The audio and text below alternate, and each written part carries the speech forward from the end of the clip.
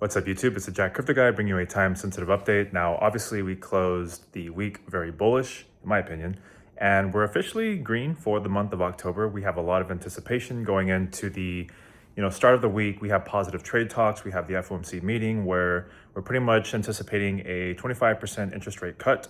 And there's going to be a lot of talk going into quarter four with its implications and what they kind of want to do.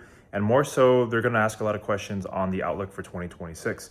Now, gold has obviously crashed below $4,000, which is, I wouldn't be too worried about that. I think that, it was kind of like a blow off top. We had like Peter Schiff, like max euphoric, and that's usually like the sign where you're going to have a cool off naturally. And, stocks are going, rallying like crazy. Bitcoin's kind of catching a bid. And I think that quarter four is going to be something to pay attention to. There's a lot of people that are kind of, on the fence of like what's actually going to happen. Is this like a, maybe like Bitcoin's going up and then it's just going to start correcting and it's going to put in like a lower high.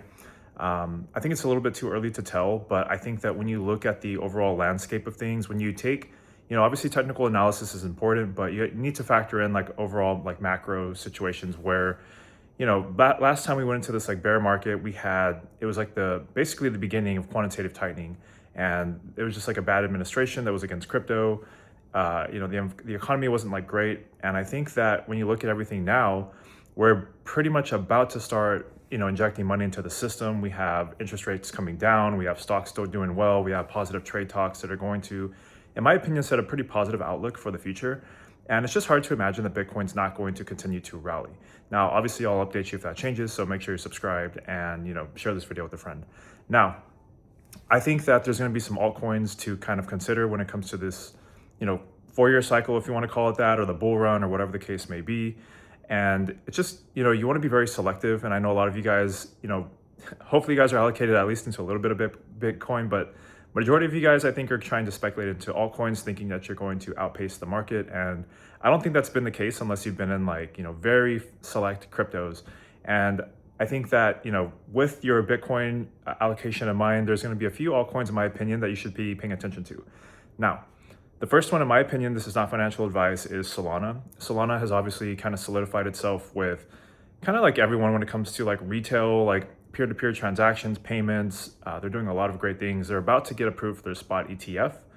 I think it has a lot of room to grow. There's a lot of potential, and everybody just like loves Solana, right? Number two is going to be Hyperliquid. Hyperliquid has been the massive like outlier, in my opinion, when it comes to decentralized perpetuals, exchanges, all that kind of stuff. They're doing pretty much making like all the right moves. They have a great team. They've withstood a lot of, backlash, drama, in my opinion, like attacks like on their actual like ecosystem. And they just seem to be like a really good team. They have a really good like head of the organization. So that's just one of them I would really look into, like not necessarily like invest in. In my opinion, it's gone from like $3 to about 50. So you're getting in kind of late, but I do think that if this cycle continues to go, I think that it can still massively outperform the rest of the market. Number three is kind of like speculative, because I guess you can say like whenever this starts to rally, historically speaking, Bitcoin usually takes about like a 20% nosedive. But Zcash is basically it's like an OG like kind of privacy Bitcoin crypto, and a lot of like big people are kind of talking about this, and I think that privacy is going to be something very pivotal when it comes to just Bitcoin in particular. And I wouldn't be surprised to see this continue to massively outperform. Now, obviously, I think it's up like 300% in the last like month or two. So you never want to buy in at the top, but if we do any kind of like short-term corrections, or you want to just kind of like speculate and layer in, I still think the market cap is like relatively low considered to like what it can potentially go to if it, if the narrative kind of like plays out, right?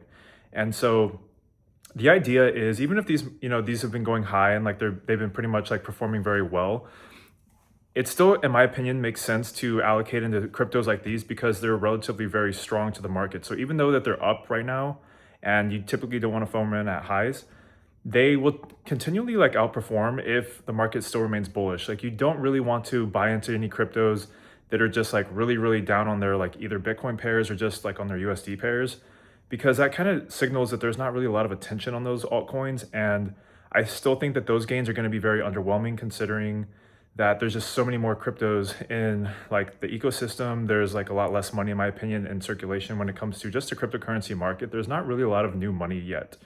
And whenever retail comes in, they're not really going to be buying like the, kind of like the dead coin, so to speak, or like the old dinosaur coins.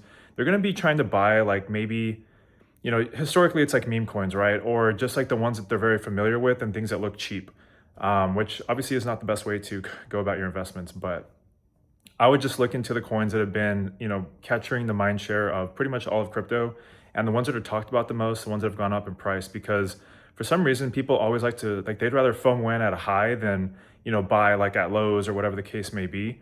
So I think that if you had like 4 cryptos to allocate to, I think you'd want to have Bitcoin strong, maybe Solana for like the, the layer 1 competitor, and then you'd have a decentralized perpetuals exchange like Hyperliquid, and then you'd have a privacy token such as Zcash for, Bitcoin. And that'd be pretty much what I would kind of leave it as if I was somebody that was, someone new to the market that, wanted to put a little bit of money in. Now, obviously you don't want to put in more than you can afford to lose. You don't want to be caught in any kind of like bind or anything like that. But that's how I would kind of allocate, or just keep your eyes on it and just do some research, because even researching these kinds of cryptos, it's going to familiarize yourself with the different types of applications when it comes to cryptocurrency. So if nothing else, you'll learn some information. Now, again, smash the like button. I'll continue to update you guys with what I'm seeing. Strap in for a crazy, crazy week of volatility ahead. I'll see y'all soon. Bye.